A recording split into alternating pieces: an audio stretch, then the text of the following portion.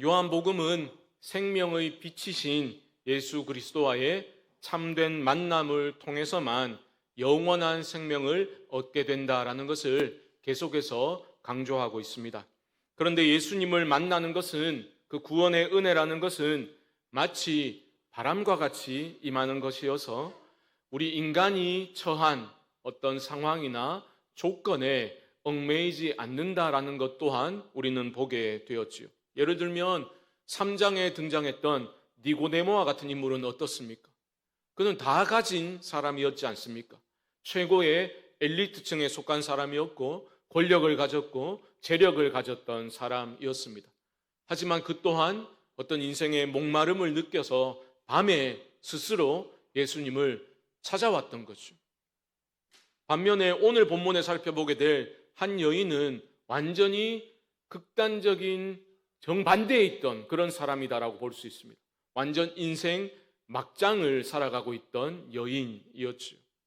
그런데 이 여인은 예수님을 찾아가지 않았는데 이번에는 예수님이 이 여인을 찾아가셨습니다.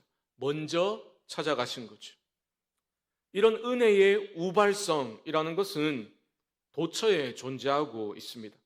오늘 본문을 통해서 우리는 한 가련한 여인을 찾아가셔서 주님이 어떻게 구원의 자리로 인도하시는지를 집중해서 살펴보려고 합니다. 오늘 본문은 시작부터 한 영혼의 구원을 위해서 주님이 어떻게 의지를 다지시고 또 거침없이 행보를 이어가시는지를 보여주고 있는데요. 3절과 4절을 한번 보시면 유대를 떠나사 다시 갈릴리로 가실새 사마리아를 통과하여야 하겠는지라. 예수님이 유대 지역 방문을 마치시고 이제 고향인 갈릴리로 돌아가시는 그 과정에서 사마리아 지역을 통과하여야 하겠다라고 말씀하십니다. 이 표현이 조금 어색하지요. 통과하여야 하겠는지라. 원어로는 이것을 신적 필연성이라고 표현을 하는데요. 반드시 그렇게 해야만 하는 상황을 말씀하고 있는 겁니다. 이게 왜 중요한가? 이 사마리아인들과 당시 유대인들에게는 굉장한 증오감이 존재하고 있었는데요. 뿌리 깊은 어떤 적대감, 경멸의 감정이 있었던 겁니다. 크게 두 가지 이유가 있는데요. 사마리아인들은 일단 이방인들과의 피가 섞인 혼혈 민족으로 보았기 때문에 유대인들은 사마리아인들을 경멸했습니다. 배경은, 역사적 배경은 이렇습니다. BC 8세기 경에 아수르 제국이 북이스라엘을 침공해서 멸망시켰죠. 그런데 그 지역에 남아있던 이스라엘 백성들이 있었는데 다른 이방 민족들을 이주시켜서 함께 살게 함으로써 시간이 흘러가면서 그들이 결혼을 하고 가정을 이루고 자녀를 낳음으로써 피가 섞이게 된 겁니다. 그러니까 남쪽 유대인들이 볼 때는 부정한 혼혈 민족이 되어버렸다라고 보게 된 거죠. 그래서 그들을 증오하고 경멸을 했던 겁니다. 두 번째 큰 이유는 사마리아인들이 유대인들에게 있어 생명처럼 여기고 있던 예루살렘 성전의 권위를 흠집내는 그러한 행동을 했다라고 유대인들이 받아들인 겁니다. 이런 겁니다. 예루살렘 성전에 하나님이 임재하신다고 믿었지 않습니까? 그런데 이 사마리아인들은 신명기에 나오는 소위 그 축복의 산인 그리심산, 자기 영역에 있는 그 그리심산에 성전을 짓고 여기서 예배하면 된다라고 그들의 믿음의 어떤 정당성을 주장을 했던 겁니다. 그래서 한번 큰 사건이 일어나게 되는데요. BC 128년에 하스모니안 왕조의 그 히르카누스 1세라는 사람이 사마리아인들이 지은 그리심산에 있는 성전을 침공해서 초토화시켜버렸습니다. 모든 제사장들을 다 죽여버린 거예요. 그러니 유대인들을 향한 사마리아인들의 어떤 증오감이 어떠했겠습니까? 예수님 당시에도 이런 이유들로 인해서 두 민족은 서로를 증오하고 배척하고 있었다라는 겁니다. 그 유대인 입장에서 보면 사마리아 땅을 통과해서 가면 훨씬 빨리 갈 수 있음에도 불구하고 먼 거리를 돌아서 우회해서 가는 경우가 대부분이었다라는 거죠. 그런데 예수님은 뭐라 하십니까? 사마리아를 통과해야만 하겠다. 왜요? 한 여인을 만나시기 위함입니다. 예수님은 긴 시간 여행에 지치셔서 우물가에, 그 사마리아의 수가라는 동네에 있는 우물가에 앉으셨습니다. 6절 말씀을 한번 보시면요, 예수께서 길 가시다가 피곤하여 우물 곁에 그대로 앉으시니 때가 6시쯤 되었더라. 제가 보니까 예수님도 체력이 썩 그리 좋은 편은 아니셨던 것 같아요. 피곤해 지치셔가지고 우물가에 털썩 앉으셨습니다. 근데 이게 굉장히 마음이 따뜻해지는 부분이에요. 왜냐하면 요한복음을 보면, 아니 복음서를 보면 예수님의 신성과 인성을 강조하고 있죠. 요한복음 1장에서는 예수님의 신성을 강력하게 선포를 했었습니다. 그런데 오늘 본문을 보면 예수님은 긴 여행에 지쳐서 목말라 하시면서 피곤해 하시는 완전한 인간으로서의 모습을 요한이 또한 기록하고 있는 거죠. 저는 이런 부분을 읽을 때마다 마음이 따뜻해집니다. 전능하신 주님께서 우리처럼 연약한 인간이 되시고 우리처럼 인생의 목마름을 그대로 느끼셨다라는 거죠. 이게 참 중요하다 싶어요. 왜냐하면 잠시 후에 이루어지게 될 이 여인과의 만남이 부드럽게 진행되도록 그렇게 역할을 하지 않았겠는가 생각하게 됩니다. 생각해 보십시오. 만약 주님께서 강렬한 영광의 빛을 발하시면서 전능자의 모습으로 여인에게 다가가셨더라면 여인은 움츠러 들었을 가능성이 매우 높지 않겠습니까? 주님은 어떤 경직된 틀로서 여인에게 다가가신 것이 아니라 참 우리 주님은 어떻게 해서든 눈높이를 맞추어 주시는 분이시구나, 이런 생각을 다시 해보게 됩니다. 그때가 언제였다고요? 6시쯤 되었더라라고 말하는데 유대식 시간으로 정오를 의미합니다. 이때 오늘 이야기의 주인공이 등장하게 되지요.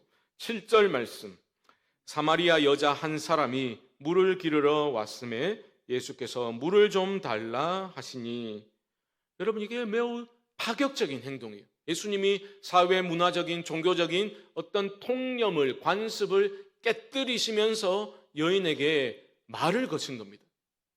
8절을 보게 되면 제자들이 그 자리에 없었어요. 왜요? 동네에 먹을 것을 구하러 들어갔기 때문이죠. 그러니까 그 우물가에는 예수님과 이 사마리아 여인 두 사람만이 있었던 겁니다. 이것도 예사롭지 않습니다.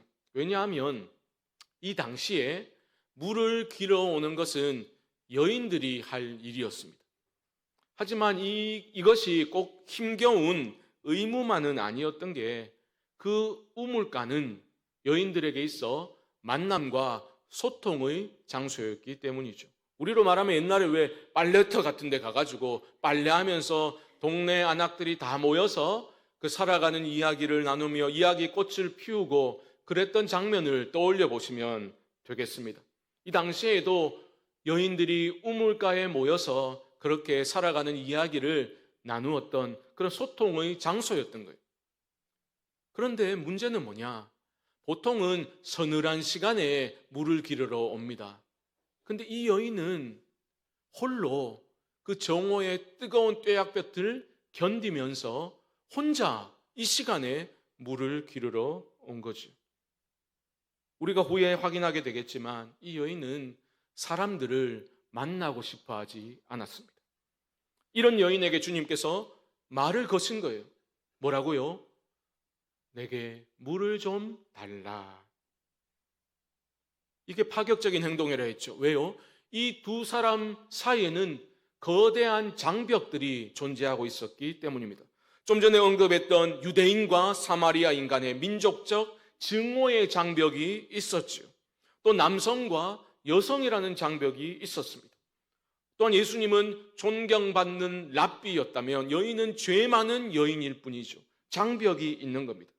마지막으로 이 장벽들이 도무지 범접할 수도 없는 거대한 장벽이 하나 남아 있습니다. 그게 뭐겠습니까? 이 여인은 물을 마시지 않으면 죽을 수밖에 없는 피조물이지만 우리 주님은 어떤 분이십니까? 물 자체를 만드신 창조주이신 거죠. 그러니 피조물과 창조주라는 극복 불가능한 장벽이 가로막고 있었던 겁니다. 그런데 우리 주님이 그 모든 장벽을 허물어 버리시고 여인에게 말을 거신 거예요. 물을 좀 달라. 물을 좀 달라. 이렇게 말을 거신 겁니다. 또 말씀을 또 잘못 이해해가지고 평소에 안 그러던 분들이 집에 가가지고 여인아 물 달라 이랬다가 봉변당하지 마시고 말씀을 잘 적용하시고 주님이 물을 좀 달라 말씀하셨어요. 유대인 남성이 사마리아인 자신에게 그렇게 요청을 하자 여자는 화들짝 놀라면서 이렇게 반응을 합니다. 9절 말씀. 사마리아 여자가 이르되 당신은 유대인으로서 어찌하여 사마리아 여자인 나에게 물을 달라 하나이까 하니 이는 유대인이 사마리아인과 상종하지 아니함이러라. 이해가 되시죠? 그런데 이것은 단순히 놀라는 것이 아니라 어떤 갈등과 대립의 상황을 보여주고 있는 말입니다. 그 원문을 좀 더 살려서 표현을 해보면 이렇습니다. 줄곧 유대인으로 살아온 당신이 줄곧 사마리아 여자로 살아온 나에게 어찌 나로 마시게 하라 간청합니까? 라는 말이죠.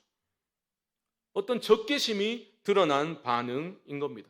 그런데 주님은 물러설 마음이 추워도 없으시죠. 왜요?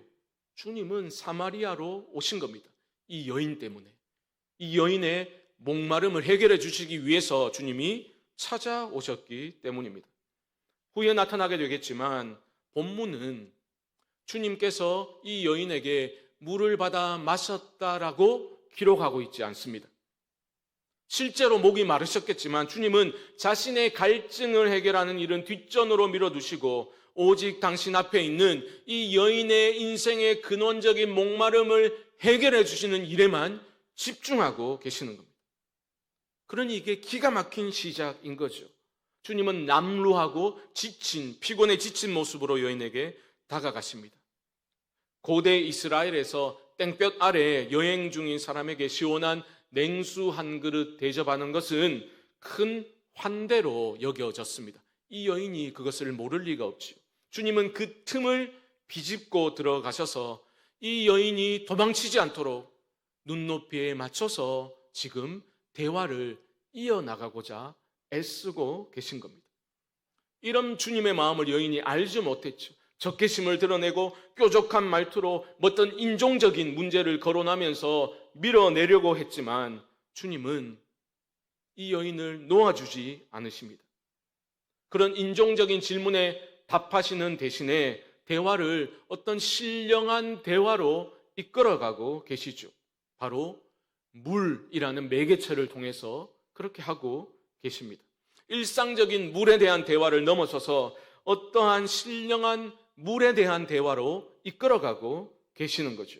10절 말씀 보시면 예수께서 대답하여 이르시되 네가 만일 하나님의 선물과 또 내게 물 좀 달라 하는 이가 누구인 줄 알았더라면 네가 그에게 구하였을 것이요 그가 생수를 내게 주었으리라. 핵심이 뭐냐? 야, 너 내가 누군 줄 알아? 라는 게 핵심입니다. 너에게 물 좀 달라 하는 이가 누구인 줄 알았더라면 네가 그에게 구하였을 것이요. 주님이 지금 여인에게 이렇게 말씀하시는 겁니다. 물 좀 달라라고 요청해야 할 사람은 내가 아니라 바로 너라고 주님이 말씀하시는 거죠. 아무도 찾지 않는 이 정오에 홀로 물을 기르러 온 너야말로 나에게 물 좀 달라라고 요청해야 된다는 것을 왜 알지 못하느냐 말씀하십니다. 너의 그 공허한 눈빛과 떨리는 목소리가 너의 모든 말과 행동이 네 안에서 목마르다라고 아우성치고 있는 것인데 너는 왜 그런 울부짖음을 그 내면의 울부짖음을 외면한 채 내게 구하지 않는가? 주님이 묻고 계시는 겁니다. 그리고 그 여인의 마음을 사로잡는 한 단어를 언급하셨죠. 그게 바로 생수입니다. 생수. 우리말 생수, 우리에겐 일반적인 물을 가리킬 수 있겠지만 그 문자적으로는 살리는 물, 신선하게 흐르는 물이라는 뜻입니다. 하지만 주님은 인생의 그 근원적인 목마름을 해결해 줄 수 있는 그러한 의미를 가지고 생수를 주리라 말씀하신 겁니다. 우리가 잘 아는 것처럼 이 생수는 우리의 목마름을 해결해 줄 수 있는 유일한 길, 바로 성령의 역사하심을 의미하는 거죠. 여인아, 내가 누군지를 알았더라면 너는 물 좀 달라 청한 나에게 도리어 네가 나는 목마릅니다, 물을 주십시오라고 청했을 것이다.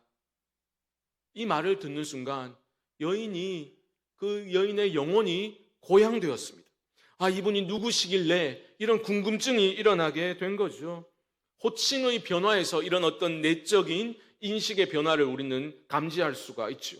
주님께 당신이라고 부르다가 여인은 갑자기 주여라고 호칭을 바꾸고 있습니다.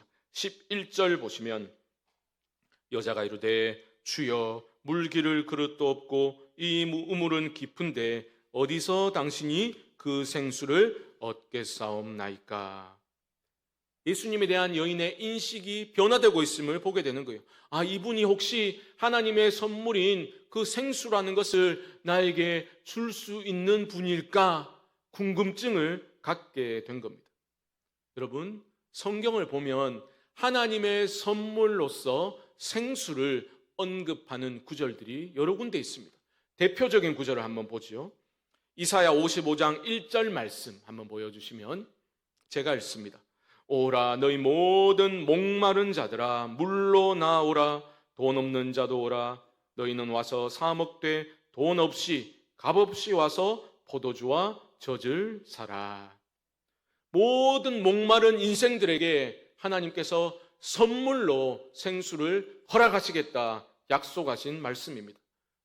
그냥 와서 마시기만 하면 돼요. 그리고 하나님 내 인생의 목마름을 해결해 주셔서 감사합니다 라고 그 만족감을 표현하기만 하면 하나님은 너무너무 기뻐하시죠. 그런데 어리석은 인간들이 저지른 죄악이 무엇입니까? 그들이 생수의 근원이신 하나님께 나아간 게 아니라 엉뚱한 샘을, 웅덩이를 파기 시작했던 것이 치명적인 죄였죠. 여러 번 말씀드렸지만 너무 중요하기 때문에 다시 확인해 보겠습니다. 예레미야 2장 13절 말씀 함께 읽읍시다. 시작. 내 백성이 두 가지 악을 행하였나니 곧 그들이 생수의 근원되는 나를 버린 것과 스스로 웅덩이를 판 것인데 그것은 그 물을 가두지 못할 터진 웅덩이들이니라. 아멘. 여러분, 너무 중요한 말씀이죠. 생수의 근원이신 하나님을 버린 것이 큰 죄요. 버리니까 목마름이 해결되지 않죠. 그러니까 밑이 터져버린 웅덩이를 파대는 그런 모습이 두 번째 치명적인 죄악인 겁니다. 그런데 이 여인은 이 구절을 알았을까요? 몰랐을까요? 몰랐을 겁니다. 왜요? 사마리아인이잖아요. 사마리아인들은 모세 오경만을 그들의 경전으로 받아들였거든요. 그러니까 이렇게 이사야나 예레미야와 같은 예언서들을 가지고 있지 않았기 때문에 몰랐을 가능성이 매우 높습니다. 그러니까 주님이 하나님의 선물로 생수를 주겠다 말씀하시고 그것이 곧 성령의 역사하심인지를 깨닫지 못하니 여인이 엉뚱하게 해석을 한 겁니다. 이 우물보다 더 깊은 곳에서 뭔가 솟아나는 심층수가 있나 보다, 그것을 말씀하시는 것인가? 이런 식으로 이해를 했다는 거예요. 11절 말씀 보십시오. 11절. 여자가 이르되 주여 물기를 그릇도 없고 이 우물은 깊은데 어디서 당신이 그 생수를 얻겠사옵나이까. 이해가 되십니까? 물 그릇 그릇이 있잖아요. 그런데 여인이 지금 무슨 말을 하냐면 일반적인 이 우물물이 아니라 더 깊은 곳에 있는 심층수를 말씀하시는 거라면 어떤 특수한 두레박이 필요하지 않겠습니까? 그런 거 없는데 어떻게 물을 길어 올릴 수 있겠습니까? 이런 질문을 하는 거죠. 니고데모가 생각나지 않습니까? 거듭나야 하리라 주님이 말씀하시니까 그렇게 많이 배운 사람이 뭐라 질문했습니까? 아니 어떻게 거듭날 수 있습니까? 어머니 모태로 들어갔다가 다시 태어나야 한다는 말씀입니까? 엉뚱하게 대답했잖아요. 질문했잖아요. 여인도 마찬가지입니다. 특수한 두레박이 필요하단 말입니까? 생수를 얻기 위해서는, 이렇게 반응을 하고 있는 거죠. 하지만 주님은 계속해서 설명해 주십니다. 아니, 그런 거 아니라 더 깊은 차원의 물이 있다는 거죠. 근원적인 인생의 목마름을 해결해 줄 수 있는 영원한 샘물을 내가 줄 거야 말씀하십니다. 13절 하반절부터 한번 보시면요, 이 물을 마시는 자마다 다시 목마르려니와 내가 주는 물을 마시는 자는 영원히 목마르지 아니하리니 내가 주는 물은 그 속에서 영생하도록 솟아나는 샘물이 되리라. 아멘. 모든 인생의 근원적인 목마름을 해결해 주실 수 있는 분은 오직 예수 그리스도 한 분뿐이시다 말씀해 주시죠. 여인은 매일같이 우물에 와서 물을 길었지만 그 물은 잠깐 그 일시적으로 그 갈증을 해결해 주었을 뿐이죠. 다시 목마를 수밖에 없는 그런 삶을 살아가고 있었던 겁니다. 어쩌면 여인의 이런 목마름은 일상을 살아가는 우리들의 목마름이기도 한 거죠. 그렇지 않습니까? 우리도 어떤 근원적인 목마름을 해결하기 위해서 사람들과의 그 관계에서 채워보려고 하고, 사람들의 인정으로, 아니면 세상적 차원에서 성공함으로써, 아니면 쾌락으로 우리의 인생의 목마름을 해결하고자 발버둥 치지 않습니까? 공허함을 메꿔보려고 우리는 노력하지만 결국은 다시 그 목마름의 자리로 돌아오게 되는 거죠. 주님은 바로 그 지점을 정확히 꿰뚫어 보시면서 말씀하신 겁니다. 내가 주는 물을 마시는 자는 영원히 목마르지 않을 거야. 이 생수는 외부에서 계속 들이붓는, 그런 밖에서 무언가를 끌어다가 채우는 그러한 인생이 아니라는 것을 말씀하고 있죠. 내 안에서, 우리 안에서 영생하도록 영원토록 솟아나는 샘물이 될 것이다. 성령의 역사하심으로 근원적인 목마름이 해결될 거다. 주님이 약속하고 계신 겁니다. 그래서 신앙은 단순한 종교적인 활동이 아니죠. 우리 존재의 어떤 수원이라고 해야 될까요? 우리 존재의 수원이 바뀌는 존재론적인 혁명이 시작되는 겁니다. 그런 사건인 거죠.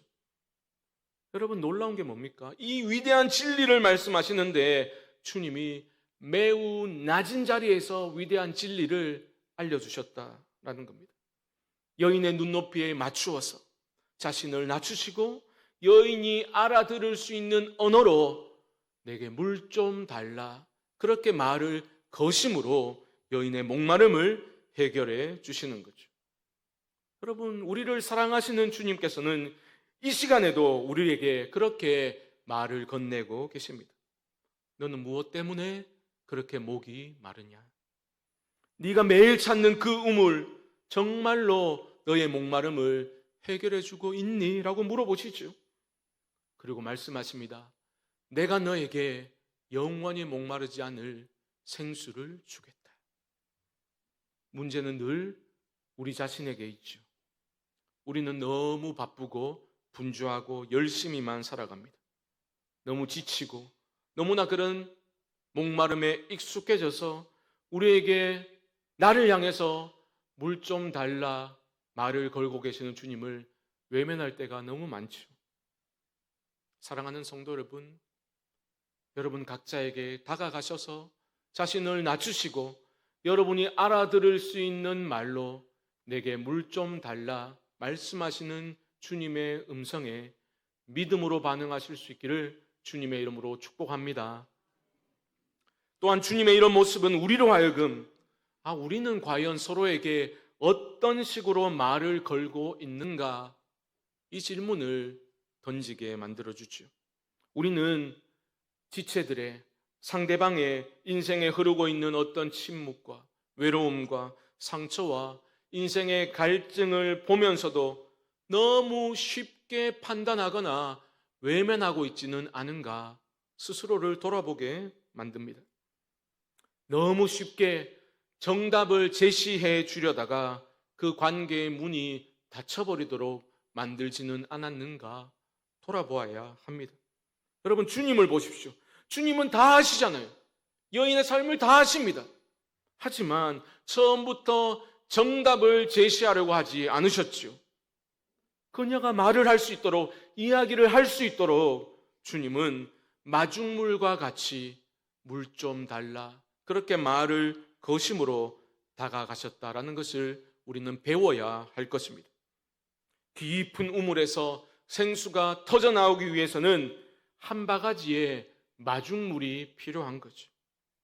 물론 우리가 뭐라고 누군가의 구원자가 될 수 있겠습니까? 불가능하지요. 하지만 누군가가 예수님을 깊이 만날 수 있도록 말을 걸어주는 사람, 마중물과 같은 존재가 될 수는 있을 겁니다. 어떻게 하면 될까요? 정죄와 판단이 아니라 공감해 줌으로써, 함께 아파해 줌으로써, 또 날선 충고가 아니라 경청해 줌으로써, 아니면 어떤 내가 가지고 있는 영적인 우월감이 아니라 겸손히 나를 낮춤으로써 그 지체에게 말을 건넬 수 있는 겁니다. 물 좀 달라, 이렇게 시작된 대화가 한 여인의 인생을 살려냈다면, 오늘 우리의 순모임 안에서 우리의 진심 어린 그 한마디 말이 다른 이의 메마른 심령에 그 성령의 역사심으로 채워지는 그런 마중물 역할을 할 수 있지 않겠습니까? 그리고 함께 우리가 손을 맞잡고 예수 그리스도께로 영원한 생명수가 흐르는 그 은혜의 강으로 함께 달려갈 수 있지 않겠습니까? 그런 신앙의 회복이 우리 안에서도 일어날 수 있지 않겠습니까? 그렇게 우리 안에 영원한 샘물이 솟아나서 우리 성광교회가 세상의 모든 목마른 인생들에게 조용하고 겸손하게, 그러나 확신과 담대함으로 말을 걸어줄 수 있는 그런 복음의 공동체로 세워져 나갈 수 있게 되기를 예수님의 이름으로 간절히 축원드립니다. 지금은 우리 주 예수 그리스도의 크신 은혜와 하나님 아버지의 무한하신 사랑하심과 성령님의 교통하심이 우리 인생의 근원적인 목마름을 해결해 주실 수 있는 유일한 우리 구주이신 예수 그리스도께 날마다 타는 목마름으로 나아가기를 소망하는 사랑하는 성도님들의 심령 가운데 주님의 몸된 교회 위에 지금부터 영원토록 함께 있을지어다. 아멘.